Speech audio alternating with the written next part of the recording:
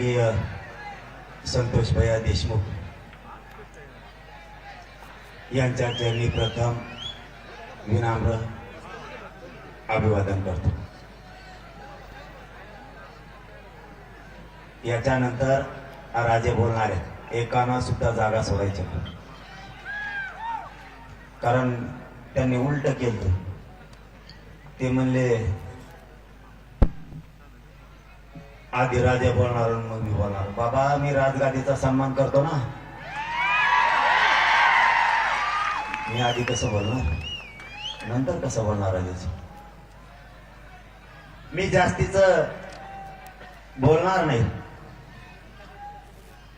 मी काय करतोय, काय करणार आहे यापेक्षा माझ्या समाजानं काय ठरवलंय हे माझ्यासाठी महत्वाचं। मी हटणार नाही, हे तुम्हाला शब्द दिलेला आहे, त्यात मी मागे सरकणार नाही। पण एक सांगतो, तुमच्या गोतळ्यात पहिलेच बसलो हो मी। अरे लईच खेसाखेशी आहे तुमच्या, आमचं राहिलं बाजूला। आल्या ओळखाच काय इकडे अण्णा तर बोलता बोलता म्हणले तुम्हाला जे ट्रोल करत होते तेच मला करते। पण अण्णा, मला जे ट्रोल करत होते ना त्यांच्या आईला घोडे राहत होतो मी कसा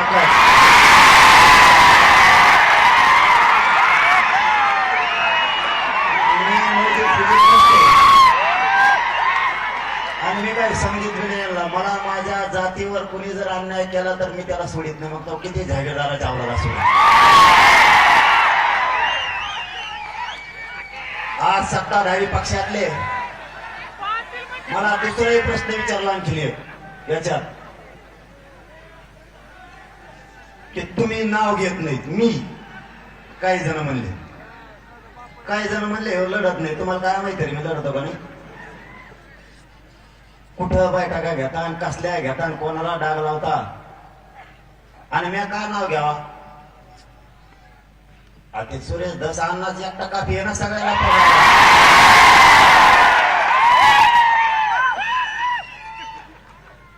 मराठ्यांना एक जाहीरपणानं सांगतो, एवढंच बोलणार आहे मी, याच्या पुढचं बोलणार।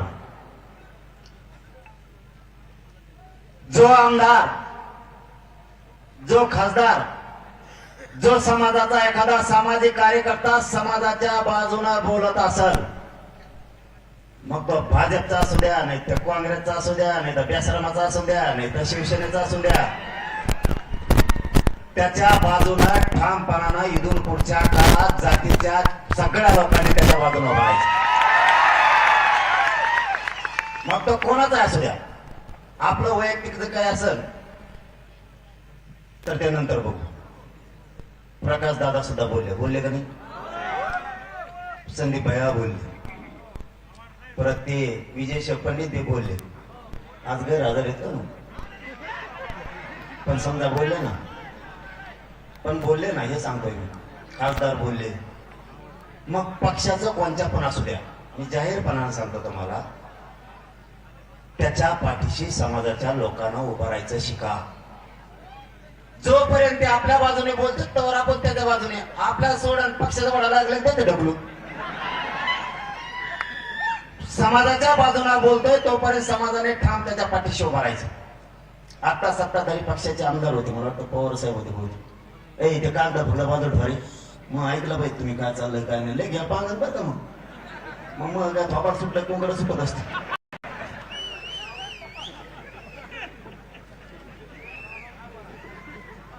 पवार साहेब बोलले नाही रे, आवड नाही रे पवार साहेब, आणि माझ्या का पाठ नाही का काय का ते नाव बोलणारे ते बोलले। ते असं म्हणले आरोपी अटक होस्तर माग सरकारणार नाही। सरकार तुमचं माग कुठं सरकार? सरकार तुमचं सगळं लफडं तुमचं। ते आता नवीन एसपी आले ते तर कचाकच लोकांना धरतं म्हणून बरं आहे। आला लईट निभार लागलं दिसत टंगडीला धरून उडी देतात, कसं आणतात सगळं इकडे। माझी एक विनंती आहे आजच्या दिवशी, त्याच्यामुळे मी जास्त बोलणार नाही म्हणतो। सत्ताधारी पक्षाचे पण इथे, विरोधीचे पण इथे, राजे साक्षीला हे सुद्धा सत्ताधारी पक्षाचे पाटील साहेब सुद्धा लयच मोठे हो का? तुम्ही एक काम करा, तुम्हीच मुख्यमंत्र्याकडे जा, त्यांना म्हणा हे लोक जेवढे जेवढे यादीवर नाव आहे ते पुऱ्यामध्ये टाका. टेन्शनच भेटलं राव, कशाला मोर्चा काढायचे? मोर्चाच कशाला काढायचे? विरोधी पक्ष बी जा आणि सत्ताधारी पण जा. या बीडच्या मोर्चाच्या वतीनं तुमच्या खांद्यावरती जबाबदारी, जेवढे आमदार गोळा करा तेवढे करा, विरोधी पक्षाचे, सत्ताधाऱ्याचे, आणि मुख्यमंत्री साहेबांकडे जाऊन बसा आणि त्यांना सांगा जेवढे नाव घेतले ते सगळे अटक करा. त्यांच्या मागची हाका काका ती वेगळंच, ती धरा. हाकी नसली ती धरा.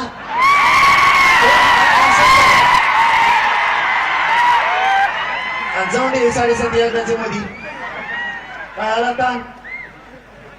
आम्ही पठ्ठे तुमच्या माग आहे, तुम्हाला धक्का सुद्धा लागून द्या. संतोष भैयाच्या त्या लेकीच्या चेहऱ्याकडे बघा. इथं भाषण ठोकायला आलो आपण. त्या लेकराला दारात बाप दिसत नाही. त्या लेकराने बापाचा छत्र हरवलाय.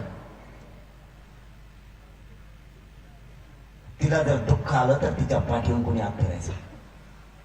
तिच्या तोंडावर हात फिरवणारा सोन्यासारखा बाप गेला. तुमचे आमचे भाषण होत राहतील. तुम्हाला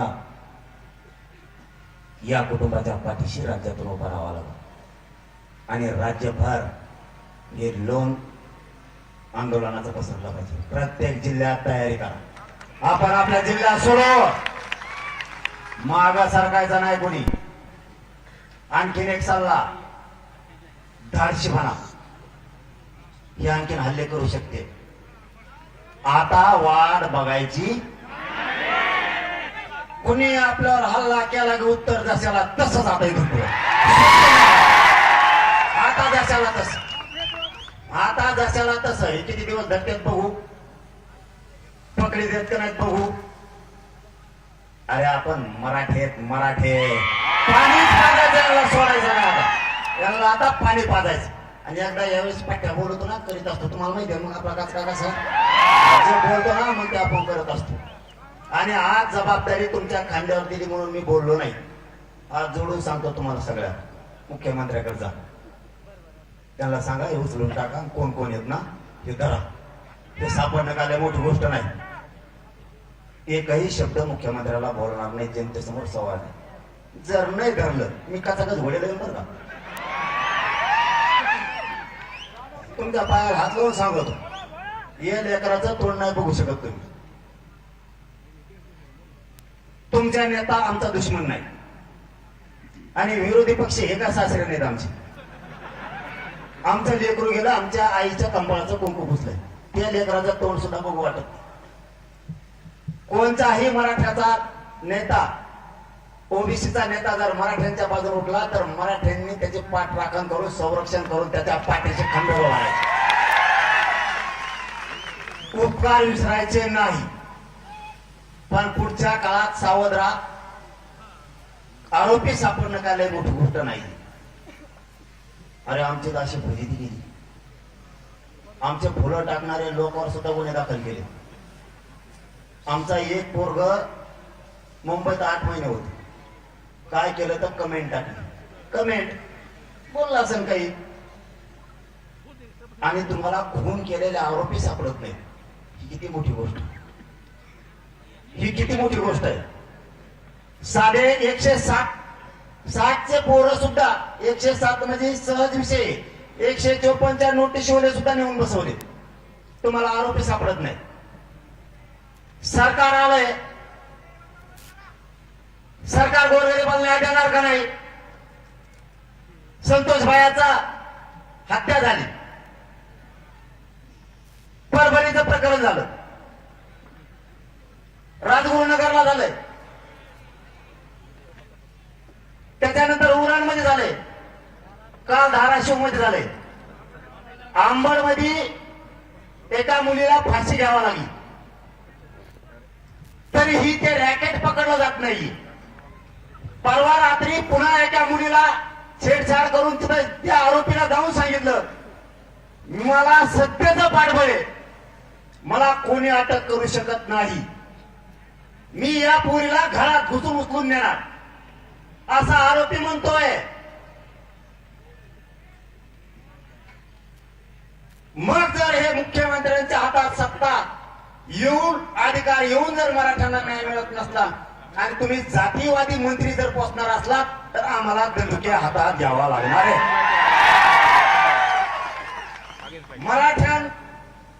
मराठ्यांना संपवायला निघाले जातीवादी मंत्री जर तुम्ही सांभाळणार असला आणि साधे साधे ते चिल्लर चिलट तुम्हाला धरता येत नाहीत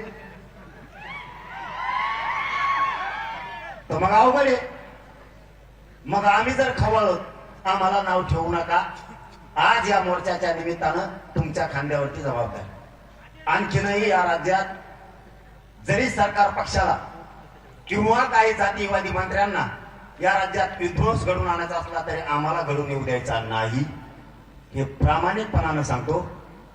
तुम्ही सगळ्यांनी जावं, त्या आरोपींना पकडायच्या बाबत मुख्यमंत्र्यांशी बोलावं आणि कुटुंबाला घरी येऊन सांगावं आम्ही 2 दिवसात 3 दिवसात सगळे पकडणार आहेत. आणि जर ज्या नेत्यानं मंत्र्यानं आमदारानं त्यांना पळून लावले त्याचंही कुटुंब उठून आत टाका म्हणजे दुसऱ्या दिवशी सकाळी तो पळून गेला घरी त्यालाही मध्ये जाऊ द्या. काय त्याची परवानगी अटक करायची परवानगी फक्त राज्यपालची तर लागते. विरोधी पक्षाला अटक करायचं असलं तर राज्यपालाची परवानगी लागते. एखाद्या मंत्र्याला अटक करायचं असलं तर राज्यपालाची परवानगी लागते. राज्यपाल तुमचाच त्या बिचाराला काही काम नाही तेवढं काम तरी होईल.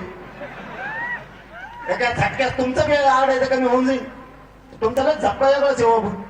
50 वगैरे का तुतारा झाले म्हणतात लोक. मग ते म्हणते मी समाजाच्या बाजूच्या माणसाच्या बाजूने मी आणि समाज कायम राहणार. मग तो कोणी पण असो, तो कुठल्याही पक्षाचा असला तरी आम्ही त्याच्या बाजूने राहणार.